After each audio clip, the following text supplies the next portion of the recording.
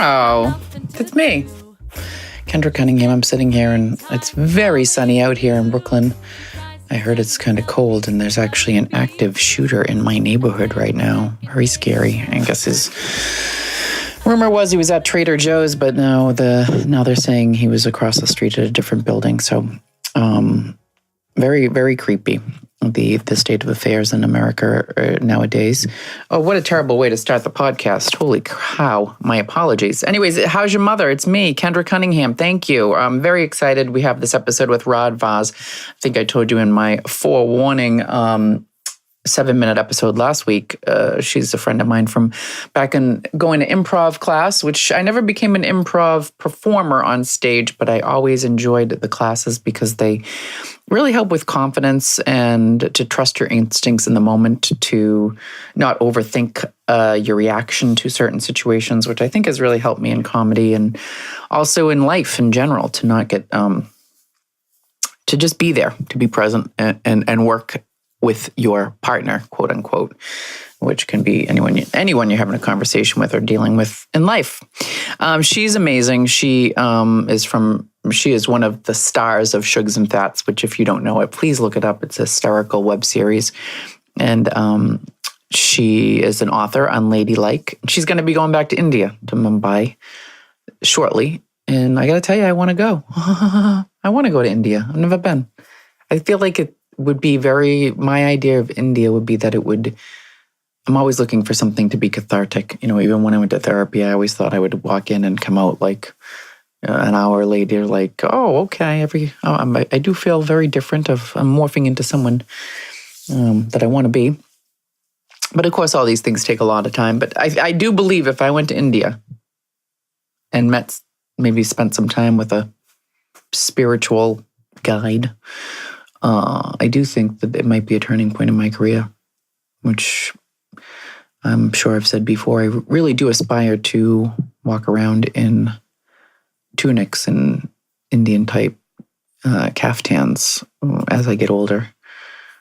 I do think they're fashionable, but I also just think comfort level, ease, and I never really thought about it, but I'm sure it does have something to do with it. But it does cause people, no matter what, when you meet somebody, you take them all in, So wearing like a kaftan really limits the amount that they can take in about you. They have to kind of focus on your face and your personality, which I like to think I have some of. Anyway, I want to go to India. Maybe I'll make it happen. I think I will, but I just don't know how quickly. But I also wanted to tell you that I was just watching the Theranos documentary on HBO about Elizabeth Holmes, who is, oh my God, so cuckoo. The whole thing is so bananas. If you get a chance to watch it, I only knew a little bit about Theranos from the newspapers years ago. I had kind of forgotten about it. But this story, man, wow. It's amazing how much people can do based on smoke and mirrors, just based on flimsy bullshit, And here I am constantly trying to make sure everything I do is so good. I gotta prove that you like me. Gotta give you a reason. Then you have these people who are doing literally hiding the fact that they don't have their shit together from their investors and going out and doing interviews and BSing their way through life, and it's working. And they don't even think that they've done anything wrong. Anywho, I would check that out. It's on HBO, Elizabeth Holmes, Theranos documentary. It's 2 hours long. I've only watched an hour so far, and it was really hard to walk away, but I have to get stuff done. I'm not a lady of leisure. I gotta do things. Anyways, if you're around, come out to a show tonight. It's March 19th, Tuesday. I'm going to be at the Comic Strip. Tomorrow, Wednesday, March 20th, I will be at Pete's Candy Store in Williamsburg. That's a free show. I'm starting a voiceover class tomorrow that lasts for 5 weeks. I'm very excited about it. I love going to classes. I'm a dork. This weekend, I'll be at the brokerage in Belmore if you're around. Also, if you can follow me on Instagram or something, that'd be great. I'm at the other Kendra. I'm back doing Blonde Logic. I just did a funny one about a lady in a hat. I mean, Anyway, check it out. You can find it online. I don't want to bully you into following me on every sort of capacity, but if you're looking for a laugh, it's easy. Maybe 2-minute read. Might put a smile on your face, and if it does, for the love of God, let me know.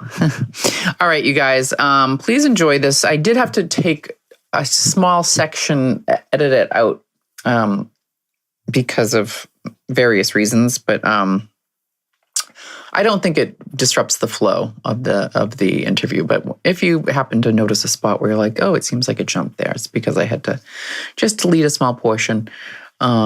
But this is Radika Vaz. She is amazing. You have to check her out online. And please, please, please Google Shugs and Fats. And check out her book, Unladylike. She also did a one-woman show based on it. Or maybe one-woman show, then the book. Who knows what the timeline was there. Yeah. And thanks so much for listening. This is How's Your Mother? Oh my God. This is How's Your Mother? Kendra Cunningham. Thank you. Okay, now we're really going to start this time. This is Kendra Cunningham here with How's Your Mother? I'm here with Radika Vaz. Hello, Kendra Cunningham. Oh my God, I'm so excited.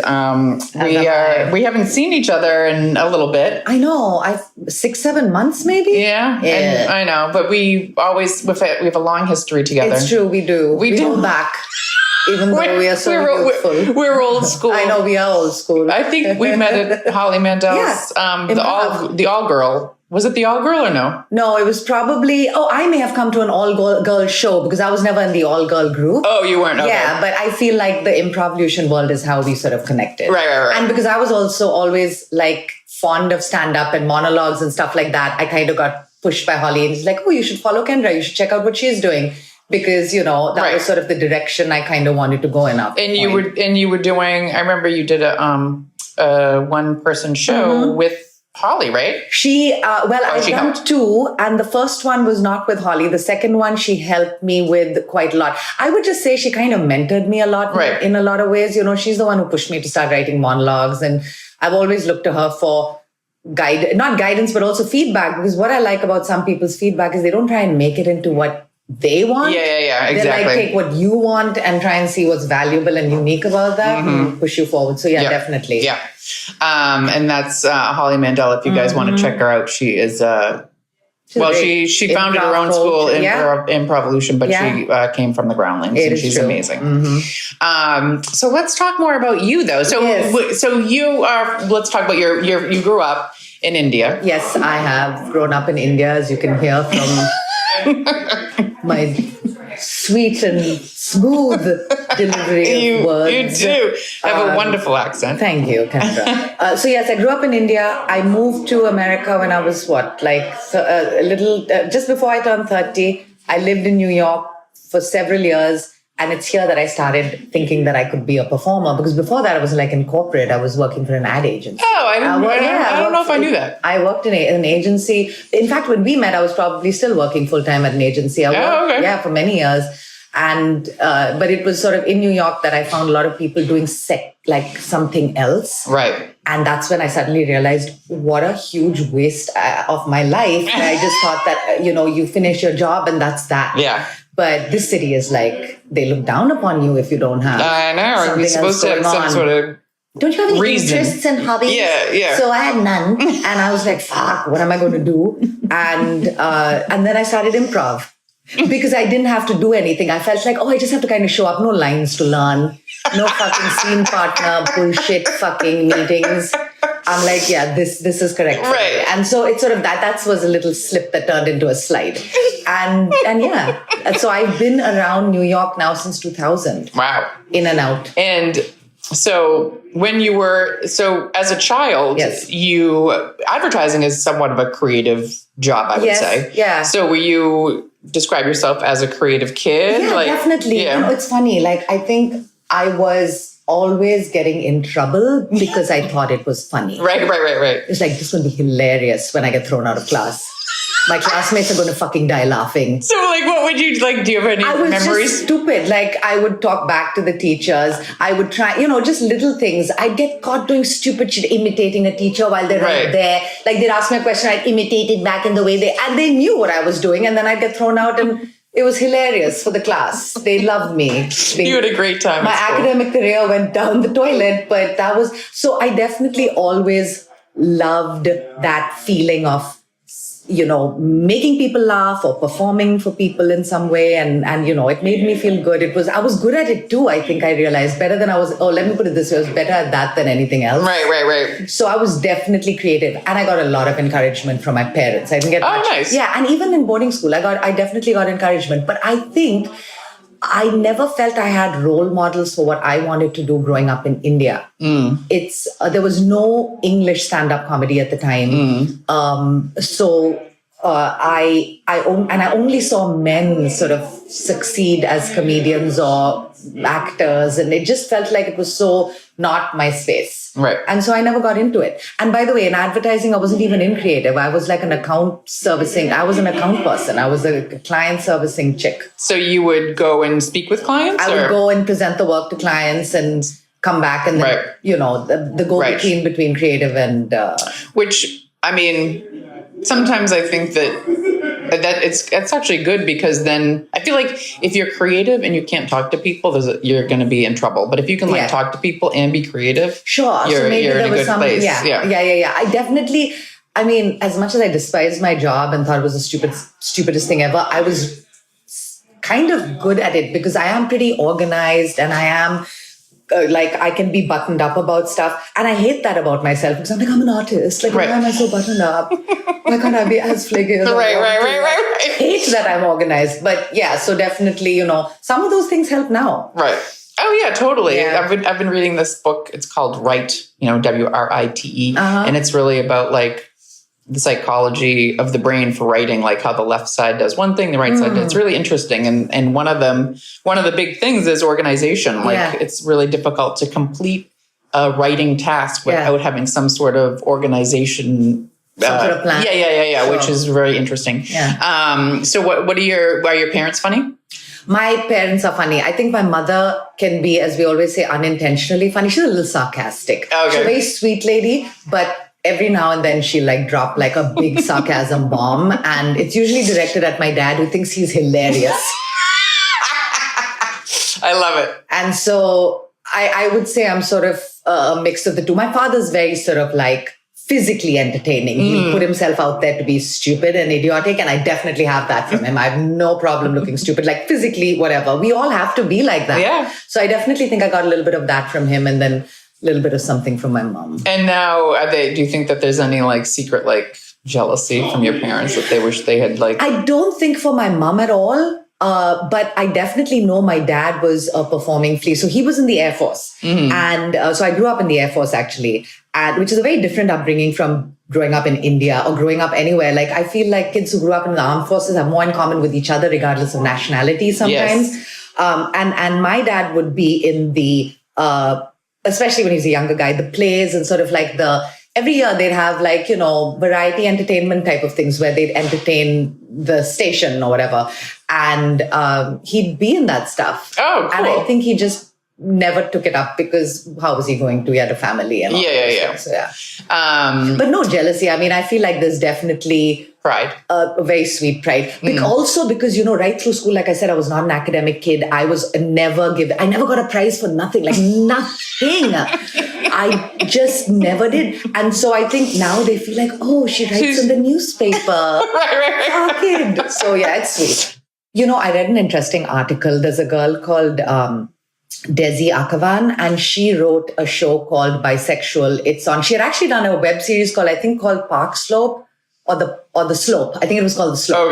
Okay. It was, and then she's written a show which I do believe is on Netflix, where I watched the whole thing. It's called The Bisexual or Bisexual, I think, one of the two. And she's an amazing writer and director and actress. And she was interviewed by New York Times, and I read the interview, and she said winning Sundance Director Award, which she did win, did nothing for her career. She says that. She said it did nothing for my career, but it gave me the confidence to know I could direct. Right. And sometimes if that's all you get, that's big, Yeah. So no, I think you're absolutely right. I just think that all of this that's happened up till now, there's been highs, there's obviously been lows. But if I can just sort of tune the high and the low out and just see what I've got from it, and just take that and sort of try and move that forward, then you just become a lot less pissed off about how well other people are doing.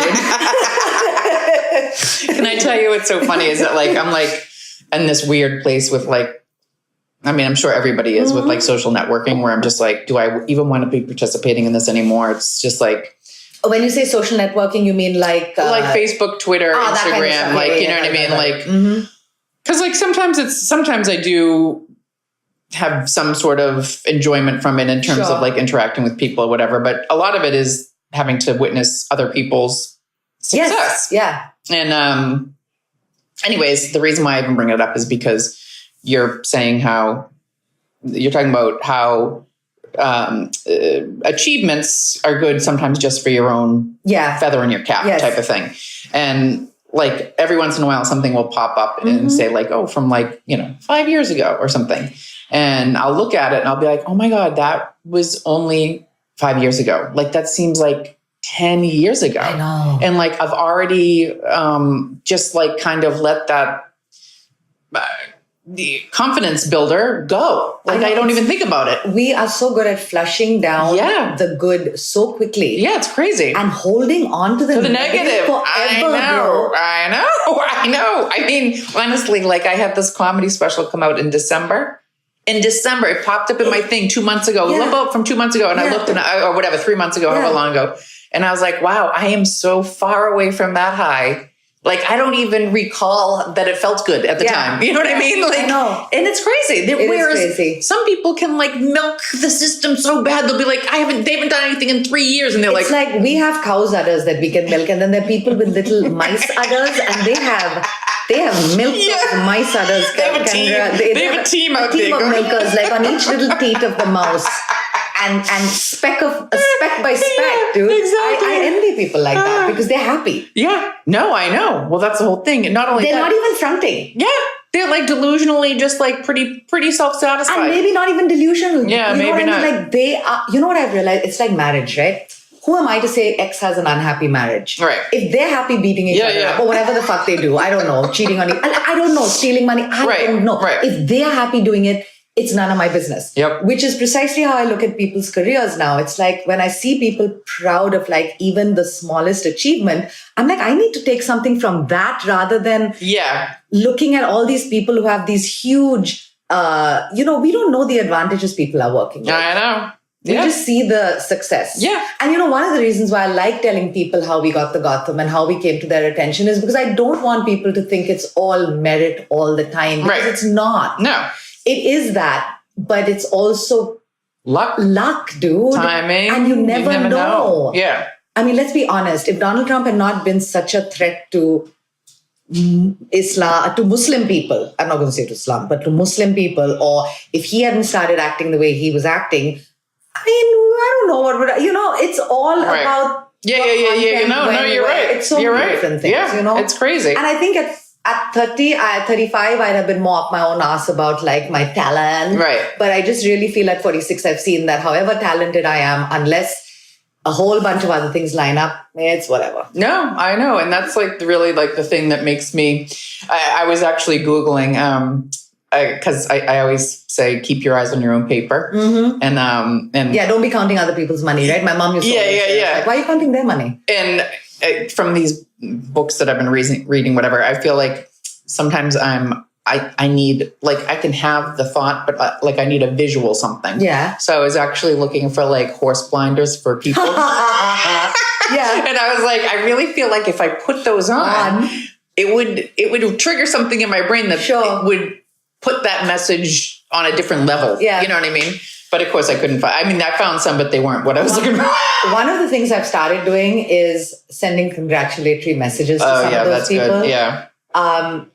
Because I just feel once I do that, then I believe I'm actually, it's a funny thing. Your mind follows a lot of shit you tell it. Yeah, no, it's true. And so just sending out the messages of like, hey, amazing. I hope, you keep growing and doing well. Right. makes me feel like, okay, I'm okay with that now. Yeah. No, it's true. I feel like that I every once in a while I'll see something and I'll send someone a message. Yeah. And it does make you feel a little bit more like, all right, that wasn't, I mean, of course, if they don't write back, I'm like, fuck them. Totally. Yeah, I'm like, I hope they fail. I hope they die. As a matter of fact, I'm going to say my email was hacked. I did not send that. Exactly. Somebody else was congratulating people on my behalf. That's true. But the funny thing is, these people always write back. Yeah. So true. So true. You know? Yeah.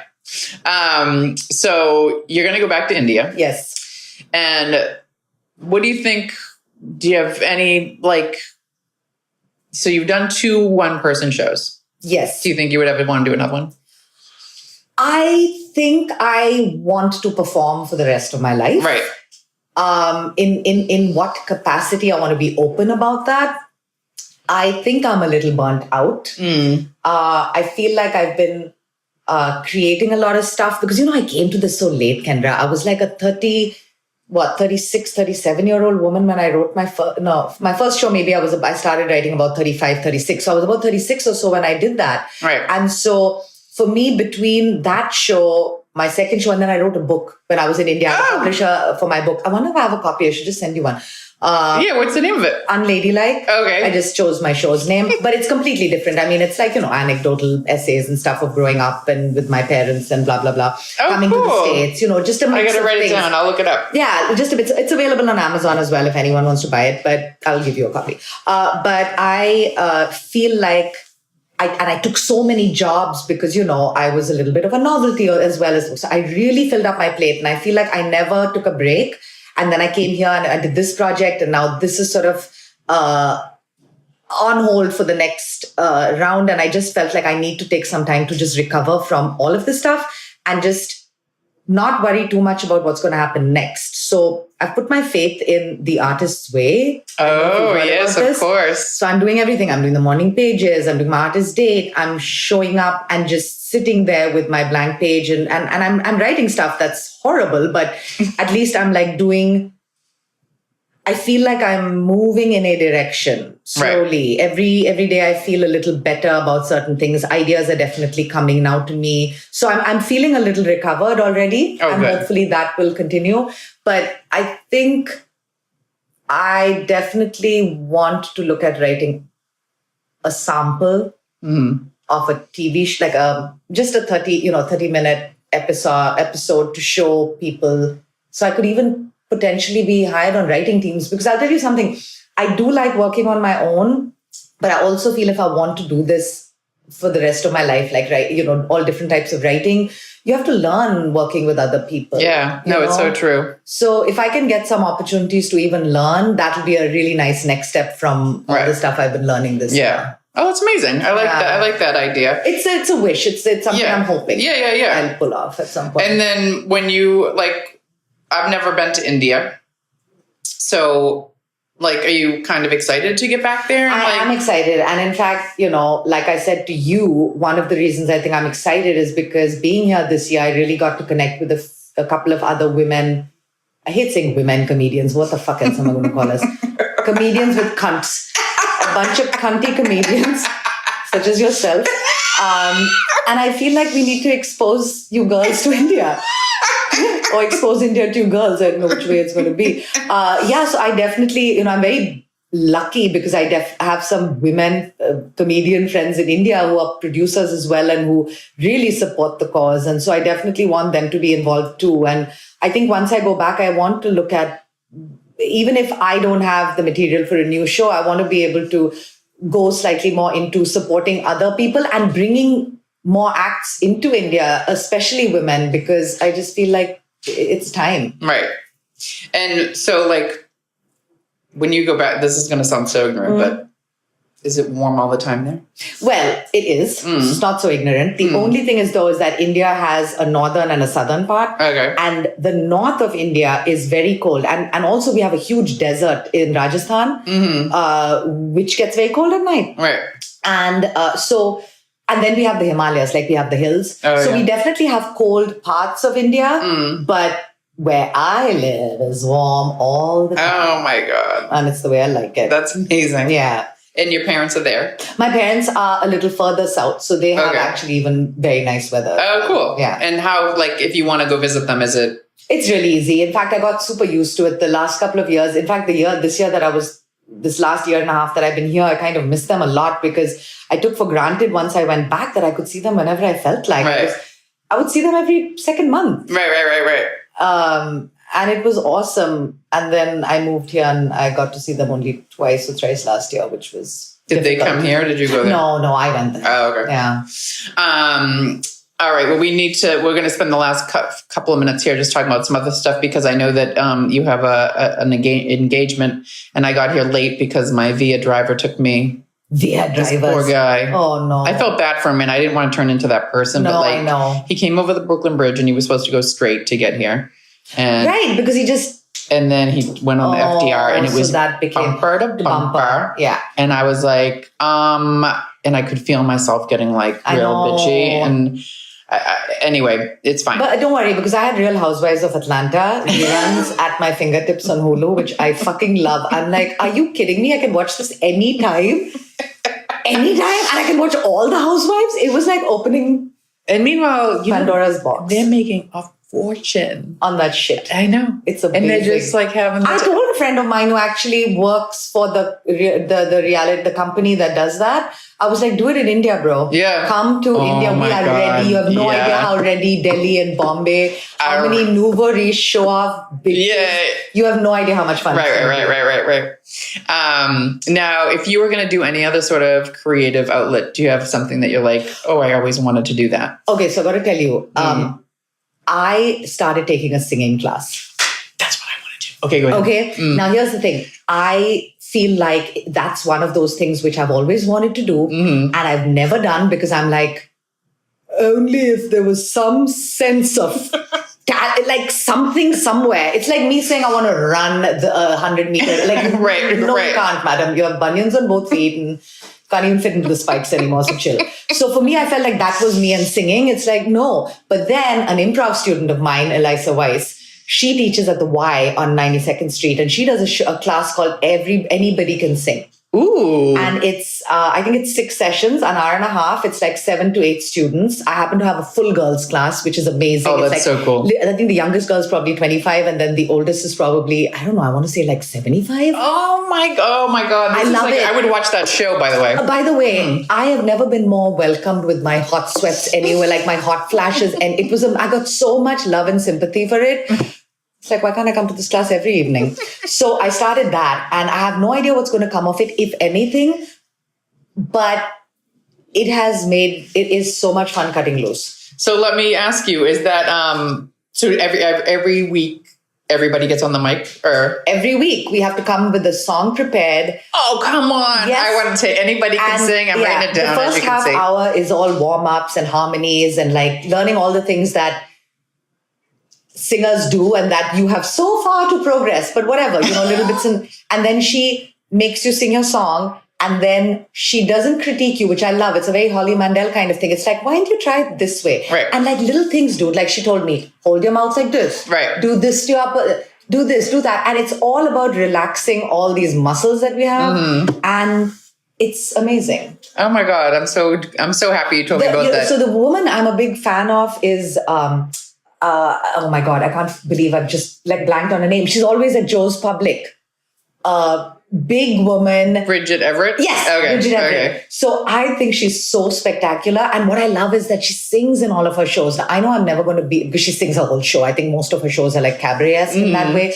But I just feel for comedians like us, if I could come up with the lyrics of like a really ridiculous song, I would love to fucking sing it. And sing it well, I might add, because it's no fun watching someone sing a funny song bad. I know. I'm with you. I mean, I feel like I tend to sing like silly things in my apartment, like to the point where it's annoying. You know what I mean? Like I'll be like, gotta put a bra on, gotta put it on, gotta put it on. You know what I mean? Like stupid things. And I'm like, forgot my bra. Yeah.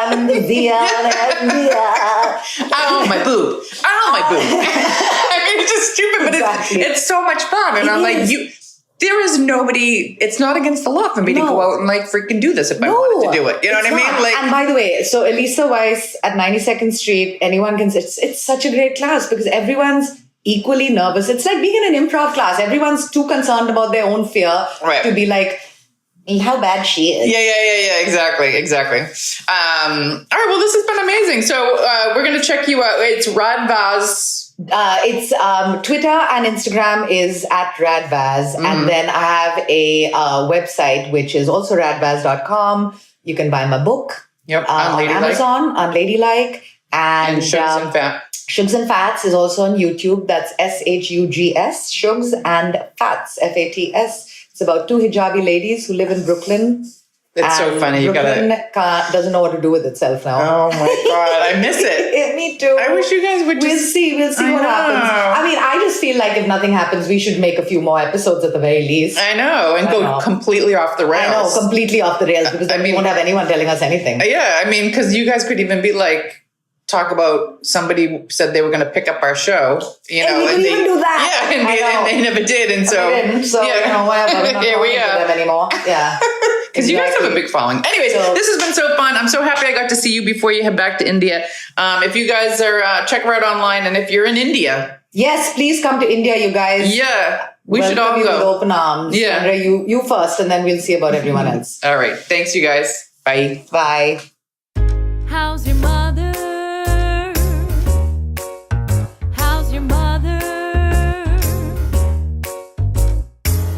She's retired, got nothing to do.